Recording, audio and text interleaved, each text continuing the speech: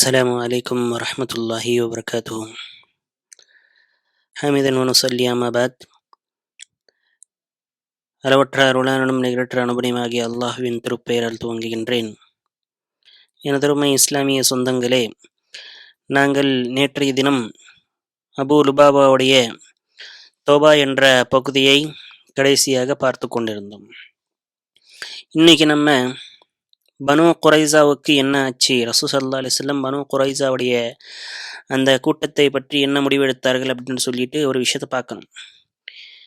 இதை முடிவெடுக்கிறதுக்கு முன்னாடி, இதை தெரிஞ்சுக்கிறதுக்கு முன்னாடி நம்ம இன்னொரு விஷயம் என்ன தெரிஞ்சுக்கிறணும்.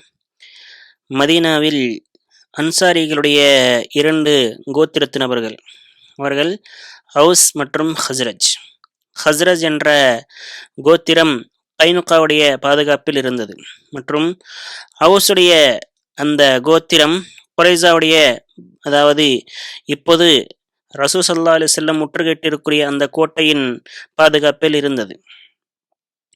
ஹவுஸை சேர்ந்தவர் தான் சஅத் பின் முஆஸ் ரலியல்லாஹு அன்ஹு அவர்கள்.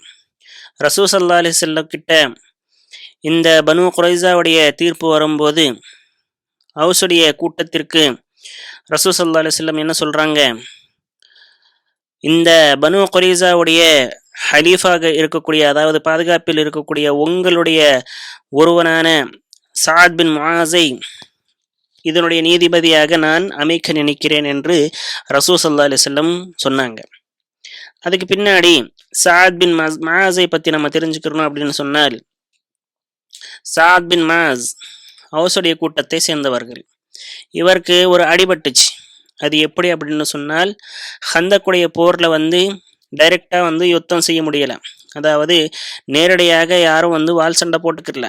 மாறாக என்ன பண்ணாங்க, அம்புகளை வச்சு யுத்தம் செஞ்சுக்கிட்டு இருந்தாங்க. இந்த நேரத்தில் சஅத் பின் முஆஸ் ஒரு காஃபிருடைய அம்பு சஅத் பின் முஆஸுக்கு அடிபட்டுருச்சு. அடிபட்ட பின்னாடி அவர் மிகவும் முடியாத நிலையில் இருந்தாங்க. அங்கே எந்திரிச்சு நடக்க முடியாத நிலையில் கூட இருந்தாங்க.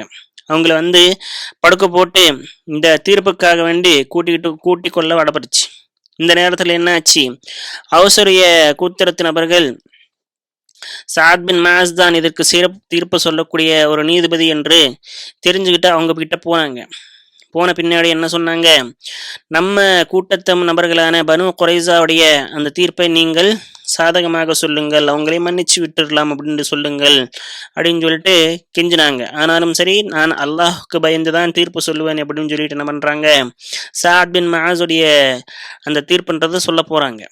சொல்ல பின்னாடி ரசூல் ஸல்லல்லாஹு அலைஹி வஸல்லம் என்ன பண்றாங்க, உங்களுடைய தலைவருக்காக நீங்க எந்திரிச்சு நில்லுங்க. இஸ்லாத்துல யாருக்காகவும் எந்திரிச்சு நிக்கிறது தடை செய்யப்பட்ட ஒன்று. ஆனால் இந்த சஅத் பின் முஆஸை மற்றும் சிறப்புப்படுத்தி ரசூல் ஸல்லல்லாஹு அலைஹி வஸல்லம் என்ன பண்றாங்க, அவருக்காக வேண்டி எந்திரிச்சு நிக்க சொல்றாங்க. சஅத் பின் முஆஸ் ரலியல்லாஹு அன்ஹு அவர்கள் என்ன தீர்ப்பு சொல்றாங்க, அவர்களுடைய ஆண்களை கொல்ல வேண்டும் மற்றும் பெண்களையும் பிள்ளைகளையும் பிணைக்கைதிகளாக மாற்ற வேண்டும் அப்படின்னு சொல்லிட்டு ஒரு விஷயத்த சொல்றாங்க. இப்படியே செய்யப்பட்டுச்சு. ரசூல் ஸல்லல்லாஹு அலைஹி வஸல்லம் யஹூதிகளுடைய ஆண்கள் கிட்டத்தட்ட 700 நபர்கள் என்ன பண்றாங்க, கொல்றாங்க. ஒவ்வொருத்தராக தலையை வெட்டி வெட்டி கொல்றாங்க. இதுக்கான காரணம் என்ன அப்படின்னு சொன்னால், ஒரு துரோகம், நியதியில ஒரு துரோகம் செஞ்சவனை என்ன பண்ணணும், நிச்சயமாக கொண்டாக வேண்டும். ஏன்னு சொன்னா எதிரியை கூட மன்னிச்சு விட்டுடலாம். பத்ருடைய போர்ல ரசூல் ஸல்லல்லாஹு அலைஹி வஸல்லம் அதான் பண்ணாங்க. டைரக்டான எதிரி அவன் டைரக்டா குத்த வர்றான், கத்தியை போட்டு சண்டை போட்ட வர்றான். ஆனால் இவர்கள் என்ன பண்ணாங்க, முதுகுல குத்துனாங்க. இப்போ நம்ம ஒரு உதாரணமாக பார்த்தால், நம்ம மிகவும் நம்பிக்கை வச்சிருக்கக்கூடியவர் என்ன பண்றாப்ல, ஒரு துரோகம் பண்றாரு அப்படின்னு சொன்னா அவருக்கு தண்டனையாக எதிர்க்க முடியும். சாவை விட ஒரு நியாயமான தீர்ப்பு ஒன்று வழங்க முடியாது அவருக்கு. அந்த அளவுக்கு துரோகம் செய்தவங்களை நம்ம என்ன பண்ணணும், மன்னிக்கவே கூடாது. ஏன்னு சொன்னா அவங்களை மன்னிக்கக்கூடிய அந்த அருகதை என்பது எப்போ தொலைச்சிட்டாங்க. இதுக்கு பின்னாடி இது எல்லாத்துக்கும் காரணமாக இருந்த ஹுய் பின் அக்தப், அதாவது கஅப் பின் அஸதை உசுப்பேத்தி இந்த சண்டைக்கு அவர்களுடைய உடன்படிக்கையை துண்டிக்க வைத்தவன் யாரு, ஹுய் பின் அக்தப். அவனை ரசூல் ஸல்லல்லாஹு அலைஹி வஸல்லம் என்ன பண்றாங்க, கொல்றதுக்காக வேண்டி தலையை துண்டா வெட்டி இது பண்றதுக்காக வேண்டி போனாங்க. போன பின்னாடி அவன் என்ன சொன்னான், நாங்கள் முஹம்மது ஸல்லல்லாஹு அலைஹி வஸல்லம் அவர்களுக்கு துரோகம் செய்ததை நாங்கள் பெருமையாகத்தான் நினைக்கிறோம், ஒருபோதும் நாங்கள் இதுக்காக வேண்டி கவலைப்பட போவதில்லை அப்படின்னு சொன்னவன் ரசூல் ஸல்லல்லாஹு அலைஹி வஸல்லம் இதை கேட்டுட்டு அவனுடைய தலையை ரெண்டா வெட்டிடுறாங்க. இதுக்கு பின்னாடி பனு குறைஸாவுடைய அந்த கதை முடிஞ்சிருச்சு. முடிஞ்ச பின்னாடி சாத் பின் முஆஸ் ரலியல்லாஹு அன்ஹு அவர்கள் இறந்து போறாங்க. என்ன காரணம்? அவர்களுக்கு அந்த அடிபட்டதுடைய காரணமாக அவங்க என்ன பண்றாங்க, ஷஹீதாக்கப்படுறாங்க, ஷஹீத் ஆயிட்டாங்க. இவங்களுடைய ஒரு என்னது சிறப்பு என்ன அப்படின்னு சொன்னால், இவங்களுடைய இந்த மரணத்துக்கு பிறகு என்ன ஆச்சு, அர்ஷே நடங்குச்சாம். அர்ஷ் என்பது நடுங்கிறது சின்ன விஷயம் கிடையாது. இவங்களுடைய அந்த ஜனாசாவை தூக்கி கொண்டு செல்வதற்கு மலக்குமார்கள் வந்தார்களாம்.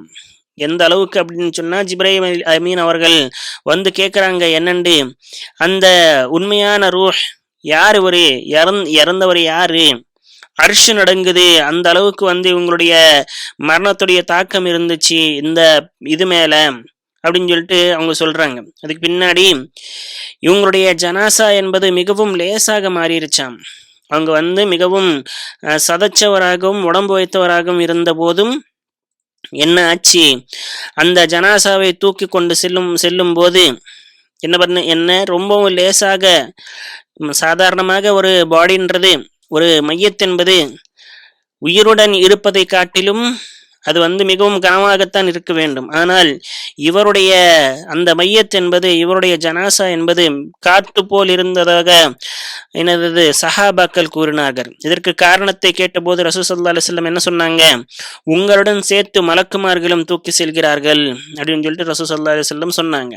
இதுக்கு பின்னாடி கபர்ல வச்சுட்டாங்க. ரசூல் ஸல்லல்லாஹு அலைஹி வஸல்லம் கபர்ல வச்சுட்டு அதை அடக்கம் பண்ணியாச்சு. அடக்கம் பண்ண பின்னாடி சுப்ஹானல்லாஹ் அப்படின்னு சொல்லிட்டு சத்தமாக சொல்றாங்க ரசூல் ஸல்லல்லாஹு அலைஹி வஸல்லம். சஹாபாக்களும் என்ன பண்றாங்க, ரசூலுல்லாஹ்வோட சேர்ந்து சுப்ஹானல்லாஹ் அப்படின்னு சொல்றாங்க. அதுக்கு பின்னாடி அல்லாஹு அக்பர் என்று சொல்றாங்க.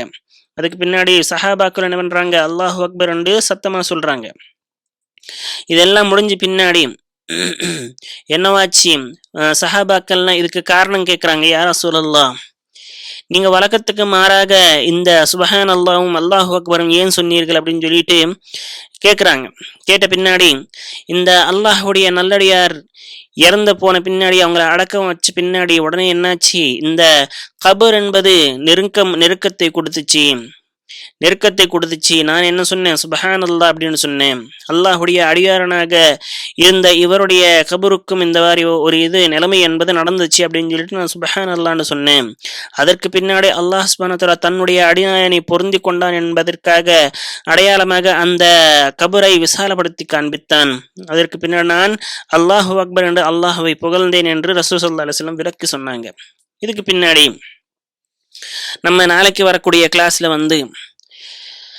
சலாம் பின் அபி ஹுகைக் அப்படின்னு சொல்லக்கூடிய ஒரு நபரை பற்றி பார்க்க வேண்டும். அதற்கு பின்னாடி இன்னும் சில விஷயங்களை நம்ம என்ன பண்ணணும், தெரிஞ்சுக்கணும். அல்லாஹ்விடம் துவா என்னவென்றால், அல்லாஹ் சுப்ஹானஹு வ தஆலா இந்த சீரத்துன் நபியை முழுமையாக தெரிந்து கொண்டு அதற் பிரகாரம் அமர செய்யும் நன்மக்களாக அல்லாஹ் சுப்ஹானஹு வ தஆலா உங்களையும் என்னையும் ஆக்கி அருள்வானாக. ஆமீன். வாஹிர் தஅவானா அல்ஹம்துலில்லாஹி ரப்பில் ஆலமீன்.